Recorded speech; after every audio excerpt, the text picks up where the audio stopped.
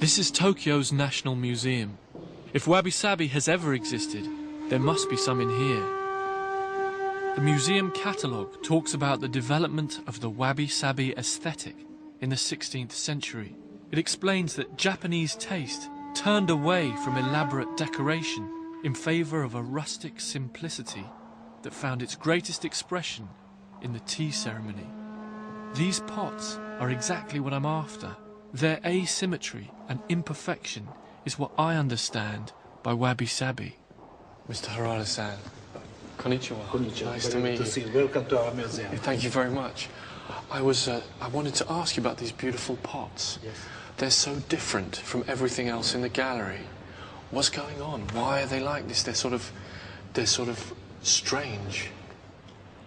それが茶の湯の中に入り込んできて、いわゆる派手な世界とは別に落ち着いたしっとりとした世界の中で、その本来的にその作品の持っている美を見出そうという、そういう意図があって作られていたものなんです。作った人がそれに美を見出したかどうかは分かりませんけれども、それを見た人はお茶人として茶人が見て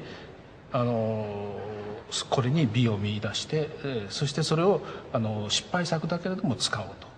I think this is so radical that it takes a great sophistication to see beauty in something. I mean, you know, that's wrong, isn't it? That part is wrong, and that's crooked, and you know, that's a big shift in mentality from seeing beauty in something elaborate and perfect to seeing it in something that looks almost like it's been dug up out of the ground.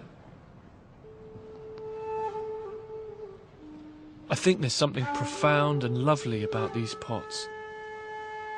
But having attended the morning meeting at Yaz's company, with all its regimented behaviour and lack of spontaneity, it does make you wonder. Here is a culture that is almost unimaginably orderly, and yet apparently values haphazard beauty.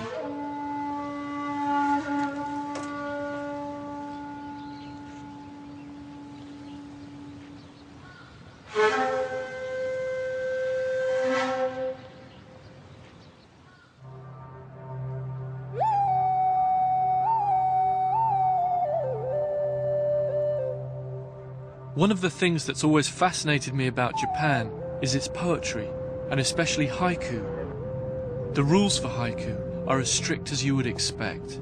3 lines of 5, 7 and 5 syllables. Each haiku must contain a word that evokes the season. In spite of their brevity, haiku are supposed to convey a sense of time passing and even death. This is Basho, the most famous haiku poet ever. And he's actually a god. I mean, he's literally a god in the Shinto religion, all because of his amazing skill at writing haiku. One of his most famous ones is about a frog jumping into a pond. In fact, that's more or less the entire haiku just there. An old pond, a frog jumps in, splash is more or less how it goes in most translations.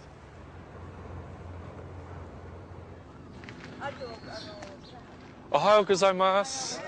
All over Japan, there are haiku clubs where enthusiasts meet to share their passion. Sumimasen, I don't speak Japanese. This group is seeking inspiration in Tokyo's Shinjuku Park. And how many haiku do you write today? 5. 5 haiku. Okay. The teacher This is gives the the way. group specific autumn season words to use in their poems, like maple leaf and north wind. Reverence for nature and the seasons is a big part of traditional Japanese culture, and the national craze for spring cherry blossoms is well known, but autumn leaves inspire similar devotion. Taking pictures of the autumn leaves on their mobile phones. Hearing about my quest, the haiku teacher wants me to understand that the idea of Wabi Sabi can be split into 2 parts, and each means a different thing. I think I understand that the wabi is simplification and cutting out the inessential and simplifying things down to what's really important. But can you explain the sabi again? Yuriko was explaining the sabi. Sabi is change, but if Yuriko is very baby Yuriko. Yeah. But Yuriko is Yuriko. The change. And so Sabi is my sense of her change, or our sense of her changing into a time passing, and the changing that's happening to Yuriko. 小さい時は、小さくても今でも私はゆり子なんです。それで、ですけどその段階を経て今に来て、それで中身は変わってないんですけれども、周りが変わっていってる。This sense of change, or transience, is at the heart of haiku. I've only got 20 minutes to write my 5, each evoking sabi, before they're scrutinised by the members of the club. I've done maples, I've done cherry. What else is there?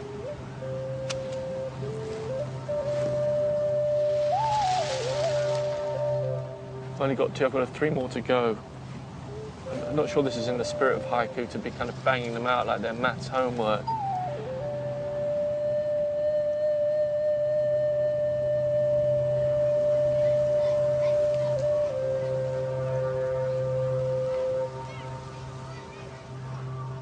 A quick snooze before I'm subjected to some literary criticism.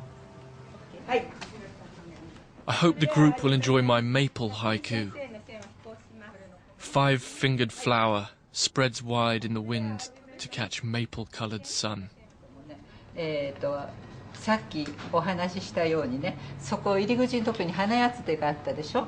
でその花やつでがね、花のやつでがあって、その花の手が5つの手をフィンガーを広げてね、もみじに差し込む日差しを掴んでるっていう句なんです。これは非常によく掴んでますよね。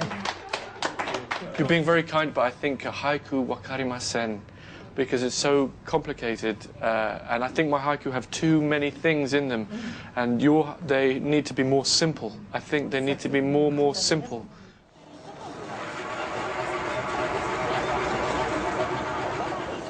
If Wabi Sabi is part of the Japanese soul, I feel it should be everywhere. But whole parts of Tokyo seem like a Wabi Sabi desert to me. It's all quite Blade Runner. I keep thinking it makes Tottenham Court Road look like, what, you know, little small town thing. Someone hands me a flyer for something called a Maid Cafe. There are loads of them in this area, and I'm told they're a sort of modern-day version of the Japanese tea ceremony, which is central to the Wabi Sabi aesthetic. They're not hard to find, you just have to be able to open the door.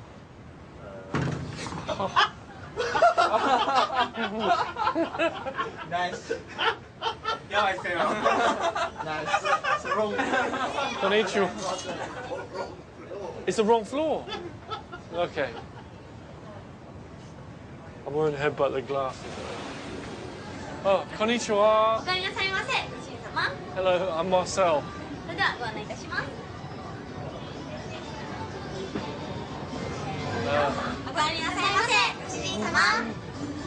And nice to meet you. This place is bizarre. Over here. The maids are talking in high-pitched baby voices, using old-fashioned courtly language. It's a fantasy world, but it's not a sexual one, unless your idea of erotica is hanging out with the Teletubbies. Welcome to At Home Cafe. Oh, thank you very much. はい、それではメニューのご説明をしたいと思います。では、こちらドリンクメニューの The Maid Cafe is like some sort of pastiche of a child's world.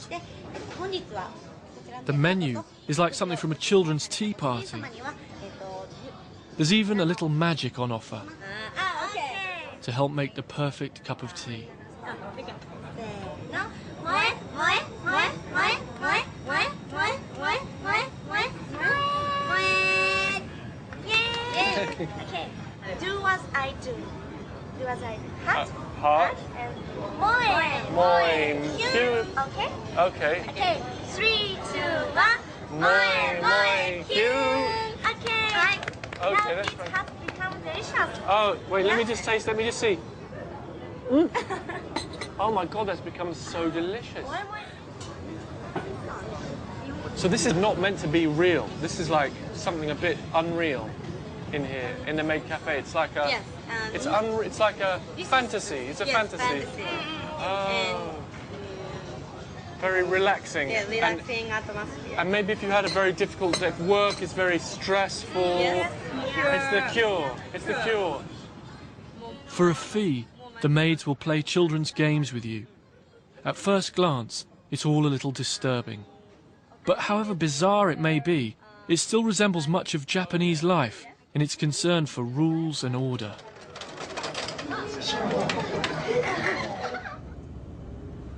As I make my way across town to join Yaz, the Maid Cafe makes me feel that Wabi Sabi may be an endangered species. The cafe's bright colours and artificial behaviour seem like the very opposite of what has brought me to Japan.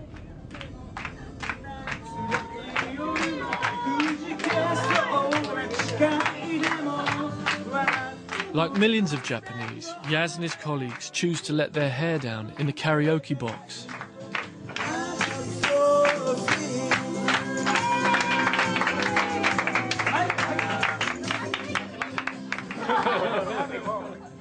I was reading about these words, honne? Honne. And tatemai. Yeah, what is that? Everyone's making a puzzled Wabi Sabi face. In Japan, if I don't like you, I never say I don't like you to you. Okay. And smiling.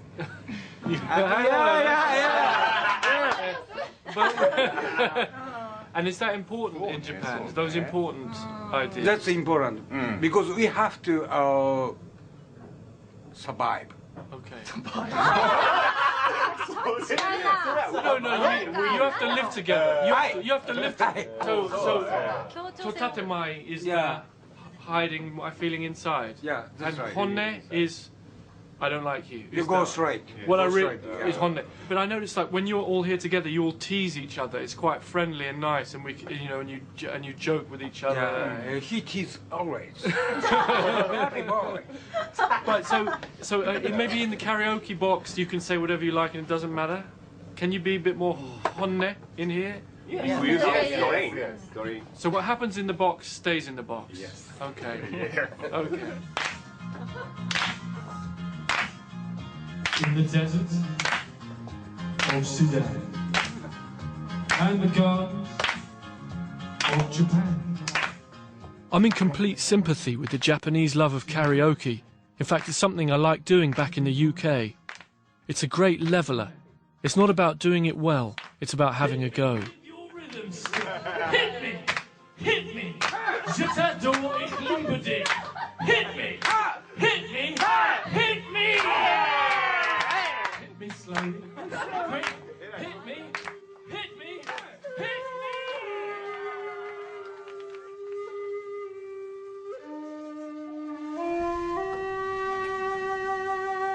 At the end of the evening, Yaz's colleagues politely wait for each other as they get out of the lift.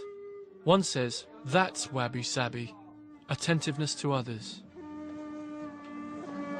Beyond wonky pots and seasons, it's dawning on me that the Japanese associate Wabi Sabi with a whole attitude, a whole way of being in the world.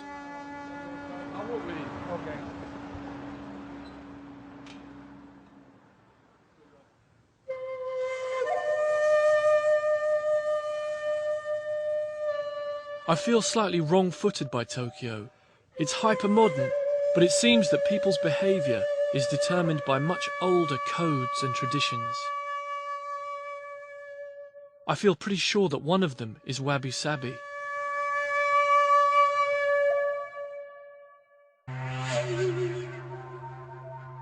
The time has come to get away from this futuristic city.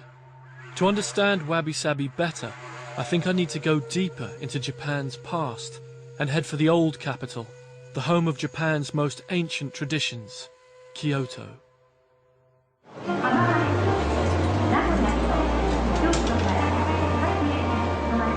This is the bullet train for Kyoto,